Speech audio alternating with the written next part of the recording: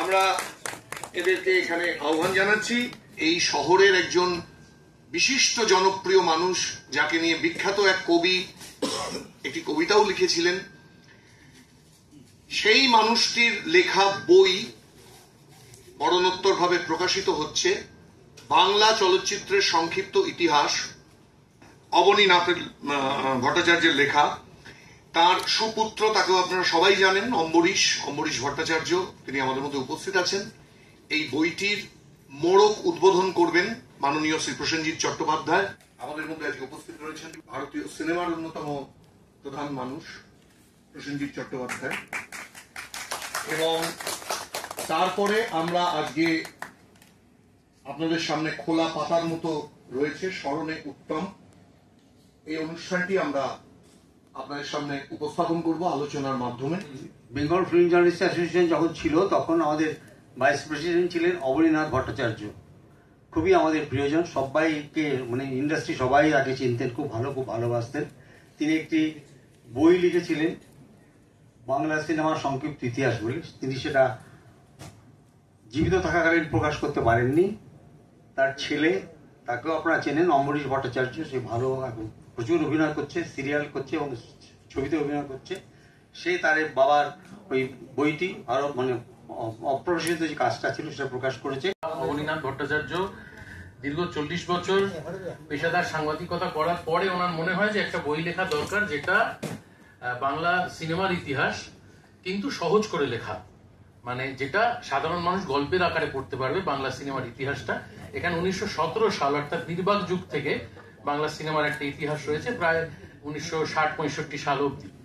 এটা উনি 2000 সাল থেকে 2007 সাল অব্দি 7 বছর ধরে পরিশ্রম করে লিখেছিলেন। তখন তো এত ইন্টারনেট গুগল ছিল না, তাই প্রচুর ঘোরাঘুরি করে বিভিন্ন বর্গী সদন থেকে শুরু করে নন্দন আর্কাইভ, ন্যাশনাল লাইব্রেরি ঘুরে ঘুরে এই বইটি উনি কমপ্লিট করেন। কিন্তু তারপরে 2009 সালে উনি ক্যান্সারে আক্রান্ত হন এবং প্রয়াত হন। এই পাণ্ডুলিপিটাও হারিয়ে যায় তার সাথে সাথে। বাড়িতেই কোথাও ছিল, আমরা জানতাম না, আমিও তখন নানান কাজে ব্যস্ত। ঠিক 1 বছর আগে বাবার ঘরটা রং করার সময় পাণ্ডুলিপিটা আমি খুঁজে পাই এবং তারপরে আমি যোগাযোগ করি কারিগরের দেবাশিস সাউয়ের সাথে। দেবাশিস দা বোধহয় আজকে আসতে পারেননি, ওরা অন্যান্য ব্যস্ততার কারণে। ওনার কাছে আমি পাণ্ডুলিপিটা নিয়ে যাই, উনি 2-3টে পাতা উল্টে নিঃশর্তে এই বইটি করতে রাজি হন এবং এই বইটি যে বেরিয়েছে এর প্রায় পুরো কৃতিত্বটাই দেবাশিস দার, কারণ আমি তো মুদ্রণ জগৎ সম্বন্ধে প্রায় কিছুই জানি না। তো তারপরে আমার একটা কথা মনে পড়লো বইটা বেরোনোর পর, যে বাবা বারবারই বলতেন যে বইটা যখন বেরোবে তখন এটা যদি বিএফজে এর মাধ্যমে প্রকাশ হয়। বলতেন যে আমি নির্মলকে বলবো যেটা যদি বিএফজে, তখন বোধহয় বিজয় বাবুও ছিলেন সেই, হ্যাঁ বিজয় দাকে বলবো, নির্মল দাকে বলবো, এই সমস্ত উনি বলতেন। সেইটা আমার মনে পড়ে গেল এবং মনে পড়ার সাথে সাথে আমি নির্মল দাকে যোগাযোগ করি এবং নির্মল দাও এক কথায় রাজি হয়ে যান।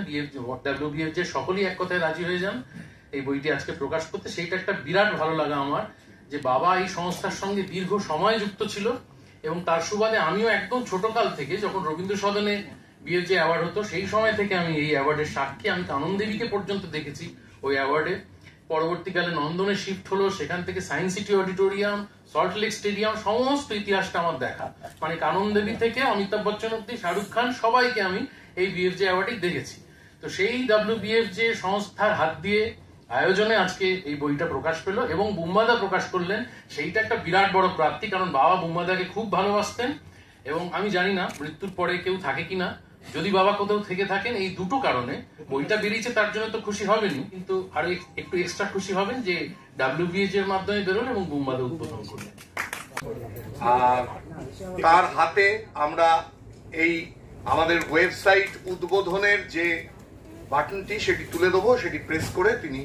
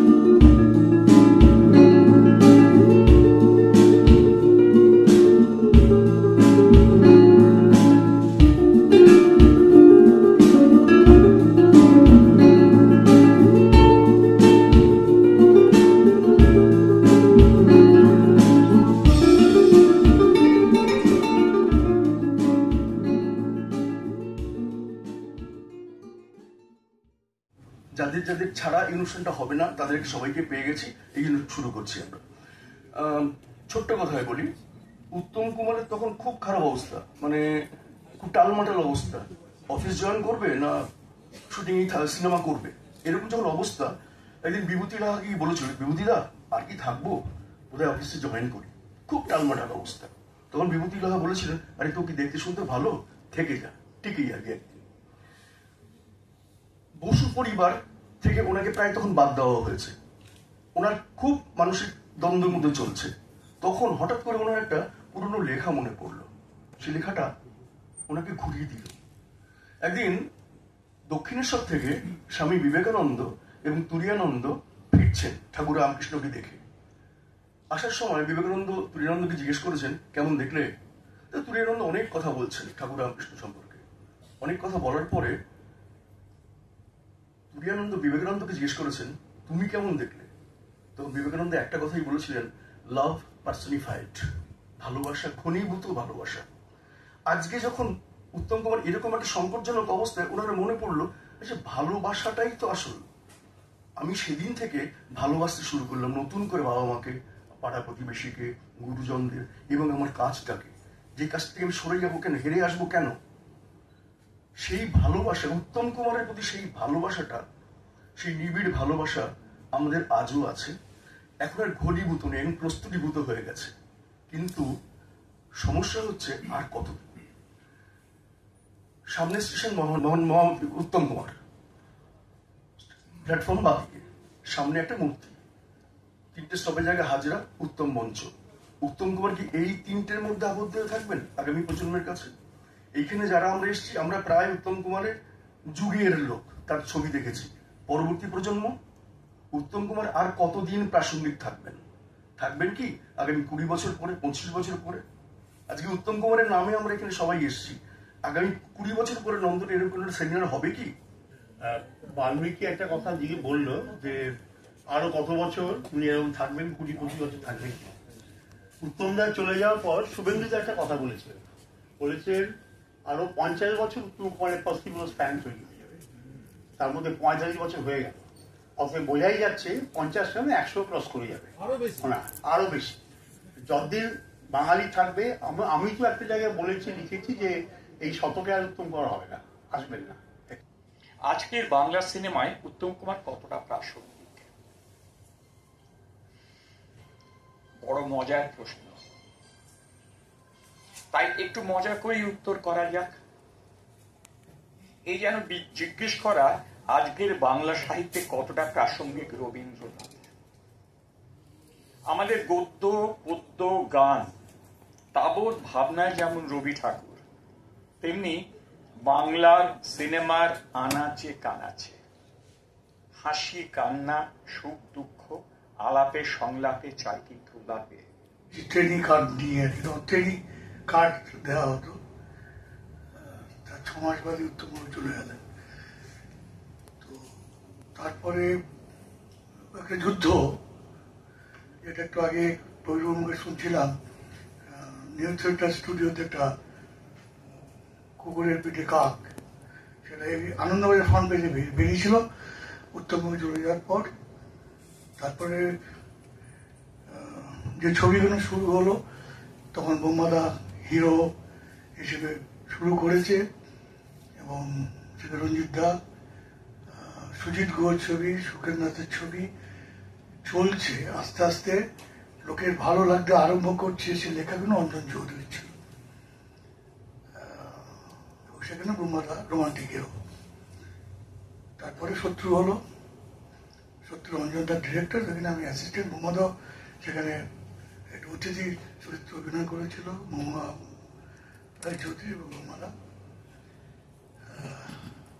তো এই ছবিটা শত্রু যখন হচ্ছে, মানে করছি আমরা, তখন টালিগঞ্জে একটা রব উঠেছিল যে আপনার উত্তম কুমার ছবি করছে, আবার বিধবার প্রেম, মানে কোনো নায়িকা নেই। তো শকুন্তলা বলা বিধবা, রঞ্জিত বলি পুরীর একটা বাচ্চা, এর ছবি কি করে দাঁড় করাবে ইন্ডাস্ট্রিকে?